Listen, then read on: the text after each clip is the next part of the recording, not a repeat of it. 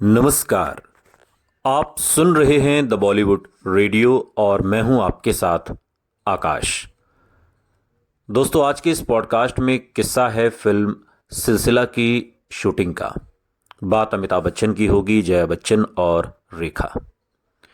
एक बार एक इंटरव्यू में जया बच्चन ने कहा था कि बतौर कलाकार हम सब बस लिखी हुई कहानी के हिसाब से अभिनय कर रहे थे, बाकी सब कुछ प्रेस के ख्यालों की उपज थी और उन लोगों की कल्पना थी जो मैगजीन में लिखी हर बात पर यकीन करते हैं। ये बात जया बच्चन ने अमिताभ और रेखा के कथित प्रेम संबंधों को लेकर कही थी। सिलसिला फिल्म की शूटिंग कश्मीर में शुरू हो चुकी थी और इसे बेहद गोपनीय रखा गया था। वहां मीडिया के आने पर पाबंदी थी, यहां तक कि किसी दोस्त की एंट्री भी नहीं थी। यश चोपड़ा बहुत सतर्क थे और वक्त का तकाजा था। कहते हैं कि वो दोनों महिलाओं को जितना हो सके उतना दूर रखने की कोशिश में जुटे रहते थे ताकि किसी तरह के टकराव के हालात पैदा ही ना हों। हर सीन को पूरी प्लानिंग और चतुराई के साथ फिल्माया जाना था। शूटिंग खत्म होने के बाद उन्होंने कहा कि मैं सिलसिला की शूटिंग के दौरान चौकन्ना और डरा हुआ रहता था, क्योंकि रियल लाइफ की कहानी रियल लाइफ यानी फिल्मी पर्दे पर उतारी जा रही थी। फिल्म में जया अमिताभ की पत्नी हैं और रेखा उनकी गर्लफ्रेंड। असल जिंदगी में भी यही कहानी चल रही है। फिल्म की शूटिंग के दौरान कुछ भी हो सकता था, क्योंकि फिल्म में यही तीनों साथ काम कर रहे थे। यश चोपड़ा जैसे रुतबे के फिल्मकार के मुंह से निकली इस बात को हल्के में नहीं लिया जा सकता था। और अगर आप गौर से बीबीसी को दिए उनके इस बयान को पढ़ेंगे तो आप यही पाएंगे कि उन्होंने सीधे और सपाट शब्दों में कह दिया था कि रेखा और अमिताभ के रिश्ते का वजूद सिर्फ किस्सों और बॉलीवुड गॉसिप मैगजीन्स में ही नहीं, जैसा कि जया बच्चन कहती हैं, असल जिंदगी में भी था। यही नहीं, अपनी जिंदगी के आखिरी अहम इंटरव्यू में भी यश चोपड़ा ने इसका जिक्र किया और वो शाहरुख खान को दिए अपने इंटरव्यू में कहते हैं, फिल्म की शूटिंग शुरू करने से पहले मैंने दोनों को अलग अलग बोला। इकट्ठा मिलना तो मुश्किल ही था, वजह तो आप जानते ही हैं कि यार देखो, तुम मेरे दोस्त हो, तुम मेरी पिक्चर में काम कर रहे हो दोस्ती में, यार मेरे सेट पर कोई गड़बड़ी मत करना यार। और दोनों ने मुझसे यकीन दिलाया मुझे कि कोई प्रॉब्लम नहीं होगी और उन्होंने फिर मुझे बिल्कुल परेशान भी नहीं किया। ये बात भी सच है। शाहरुख खान को दिए अपने आखिरी इंटरव्यू में यश चोपड़ा ने फिल्म सिलसिला की शूटिंग को लेकर ये बातें कही। उस दौर में छपी खबरों की माने तो रेखा जया का सामना करने से परहेज करती थी। दरअसल रेखा सेट पर जया के आने से पहले या उनके चले जाने के बाद ही आती। ये बात और है कि शूटिंग में कहानी की मांग पर तीनों को कई बार एक साथ सेट पर मौजूद रहना पड़ता। ऐसा जब भी होता तो रेखा, जया और अमिताभ अजनबियों की तरह सेट पर अलग अलग बैठते, न कोई बातचीत, न ही चेहरे पर कोई भाव होता। हालांकि फिल्म में इन तीनों का बढ़िया अभिनय देखने के बाद यह यकीन करना मुश्किल है कि तीनों कितने अव्वल दर्जे के कलाकार हैं। इसका अंदाजा आपको फिल्म देखकर लगता है। प्रेस पर लगी पाबंदी के बावजूद फिल्मी पत्रिकाओं के गॉसिप कॉलम में सिलसिला और उसके तीनों कलाकार छाए रहे। इसकी शूटिंग से जुड़ी खबरें भी लगातार छपती रहीं। फिल्मी पत्रिका सिने बिल्ड्स ने एक रिपोर्ट छापी और उसका टाइटल था इनसाइड द मेकिंग ऑफ सिलसिला। और इस रिपोर्ट में उन्होंने फिल्म के कुछ सीन का विवरण किया। जया बच्चन को एक सीन में रोना था। फिल्म में आंसू बहाने के सीन के लिए अक्सर ग्लिसरीन का इस्तेमाल किया जाता है। जया ने भी ग्लिसरीन की मांग की तो यूनिट के एक वरिष्ठ सदस्य ने हैरान होकर उनसे पूछ लिया कि उनके जैसी शानदार अदाकारा को भी रोने के लिए क्या ग्लिसरीन की जरूरत है। जया ने जवाब दिया, इतना रो चुकी हूं कि अब और रोने के लिए आंसू भी नहीं बचे हैं। फिल्म के कुछ मशहूर दृश्यों में से एक सीन है जिसमें रेखा और जया का आमना सामना होता है और दोनों में नाटकीय संवाद है। दरअसल ये सीन इसलिए लिखा गया था कि इसके जरिए दोनों अदाकाराओं की जिंदगी का द्वंद्व पर्दे पर उकेरा जा सके, जिससे फिल्म को लोकप्रियता हासिल हो। फिल्म के ट्रेलर में भी इस सीन को काफी प्रमुखता दी गई। इस मशहूर सीन में जया और रेखा के बीच की लड़ाई के अलावा शादी के दौरान प्रेम, आस्था और जुनून के बीच की जंग को भी दर्शाया गया। लाल साड़ी में लिपटी जया, अमिताभ की पत्नी, सफेद लिबास में खड़ी रेखा से अपने पति को छोड़ने को कहती हैं, क्योंकि उन्हें लगता है कि उनका विश्वास हर जुनून और मोहब्बत से कहीं ज्यादा बड़ा है। रेखा जवाब देती हैं कि आप अपने विश्वास के साथ रहिए, मुझे अपने प्यार के साथ रहने दीजिए। हैरत नहीं कि इस सीन में दोनों के बीच दिखाया गया तनाव न सिर्फ फिल्म की शूटिंग के दौरान बल्कि उसके बाद भी लगातार बना रहा।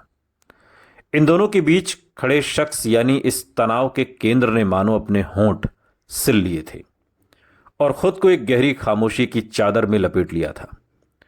लेकिन रेखा और जया किसी दबे लफ्जों में तो कभी खुलकर एक दूसरे के प्रति अपनी नापसंदगी को जाहिर करती रहीं। फिल्म सिलसिला से जुड़े किस्से इतने रोचक हैं कि उन किस्सों पर ही एक पूरी फिल्म बनाई जा सकती है, और ऐसा ही एक वाकया इस फिल्म के क्लाइमैक्स की शूटिंग से जुड़ा है। इस फिल्म के क्लाइमैक्स की शूटिंग फिल्म सिटी में हो रही थी।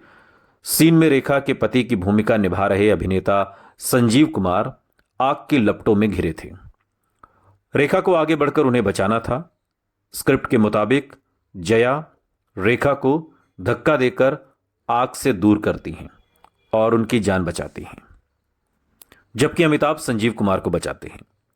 हालांकि फिल्म के फाइनल कट में यह सीन नहीं था। पहले टेक से ठीक पहले रेखा ने कैमरामैन के पास जाकर उन्हें साफ तौर पर कह दिया था कि वो इस सीन के लिए एक से ज्यादा टेक नहीं लेंगी, लेकिन उन्होंने कहा कि आपको शॉट मिलता है या नहीं मुझे इसकी कोई परवाह नहीं, और पहले ही टेक में खत्म होगा और फिर मैं चली जाऊंगी। कैमरा रोल होना शुरू हुआ। जया ने रेखा को धक्का दिया, लेकिन गलती से रेखा के साथ जया भी फ्रेम के बाहर चली गई। रेखा को यह समझ आ गया कि शॉट सही नहीं गया है। वो इससे बेफिक्र सेट छोड़कर चली गई। सारी यूनिट सन्न रह गई। अपनी कुर्सी पर आराम कर रहे अमिताभ ने जया की तरफ गंभीरता से देखा और इशारों में पूछा, क्या तुमने कुछ किया? जया समझ गई और एक मासूम बच्चे की तरह खुद को बचाने के लिए जवाब दिया, मैंने कुछ नहीं किया, मैंने उससे कुछ नहीं कहा।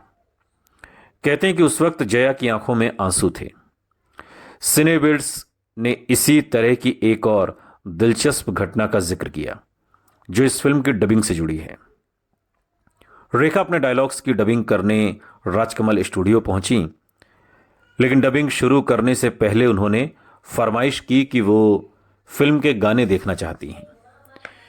खुद पर फिल्माए गाने देखने के बाद उन्होंने पूछा, बाकी के गाने कहाँ हैं? यूनिट के लोग उन्हें जया बच्चन के गाने दिखाने में हिचक रहे थे, लेकिन रेखा ने जिद पकड़ ली और कहा कि उनके गाने तो हम जरूर देखेंगे, इसके बिना तो आज डबिंग का मूड नहीं बनने वाला। यह कहने के बावजूद जब यूनिट के लोगों के हिचक खत्म नहीं हुई तो उन्होंने कहा कि अरे भाई लेके तो आओ, वो तो हमारे रिश्तेदार हैं, अगर उनका काम नहीं देखेंगे तो किसका देखेंगे।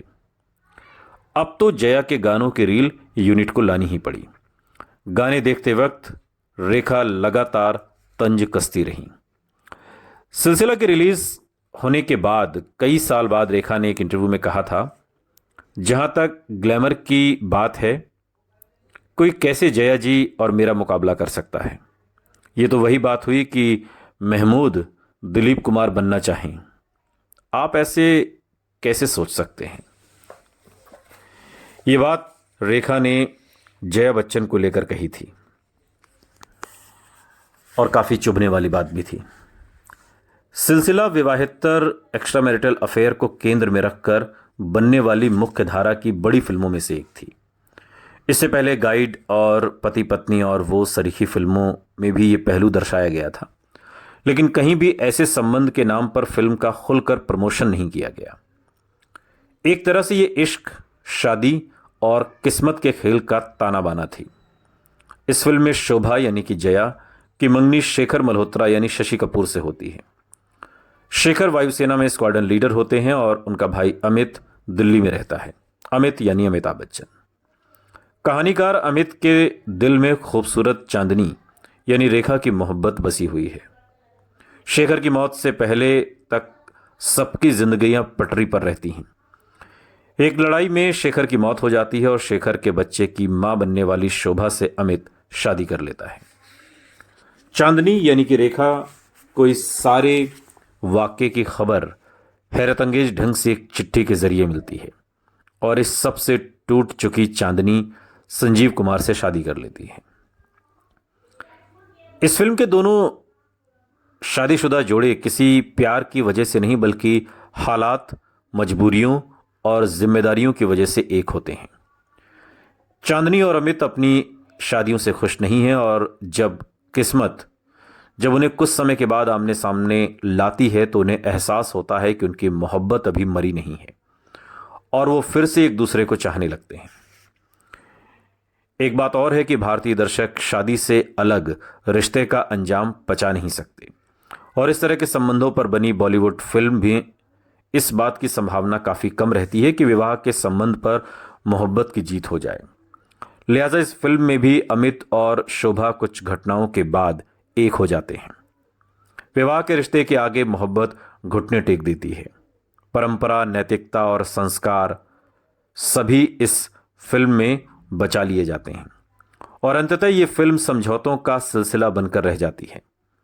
फिल्म के किरदार भी फिल्म के अंत में कुछ वैसे ही समझौता करते हैं जैसे उनकी असल जिंदगी के बारे में कहा जाता रहा। सिलसिला 29 जुलाई 1981 को रिलीज हुई। शानदार ओपनिंग के बावजूद ये फिल्म बॉक्स ऑफिस पर लंबा सफर तय नहीं कर सकी और फ्लॉप हो गई। सभी भौचक थे। यश चोपड़ा की पत्नी पामेला ने इस पर कुछ इस तरह की प्रतिक्रिया दी। भारत में विवाह एक बहुत ही पवित्र संस्था है। जब निर्देशक ने दो ऐसे प्रेमियों के लिए सहानुभूति बटोरने की कोशिश की जो अपने अफेयर के लिए शादी से बाहर निकलने के बारे में सोचते हैं, तो दर्शकों ने इसे स्वीकार नहीं किया।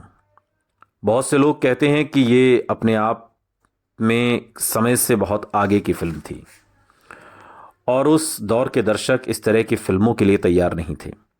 लेकिन जो यश चोपड़ा अपनी बेमिसाल कास्टिंग को लेकर फूले नहीं समाते थे, उन्होंने खुद ये कहकर सबको भौचक्का कर दिया कि फिल्म की कास्टिंग ही गलत हो गई। लोग पर्दे पर असली कहानी देखने की उम्मीद लगा बैठे थे। लोगों ने इस फिल्म से कुछ ज्यादा ही उम्मीदें पाल ली थीं। जाहिर है यहां भी उनका इशारा असली कहानी पर ही था जो असल जिंदगी में रेखा, अमिताभ और जया के बीच घूम रही थी।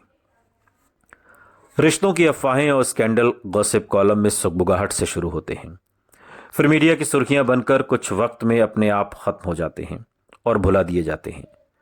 अमिताभ रेखा के इस कथित संबंध की नियति भी शायद कुछ ऐसी ही होती अगर सिलसिला ना होती।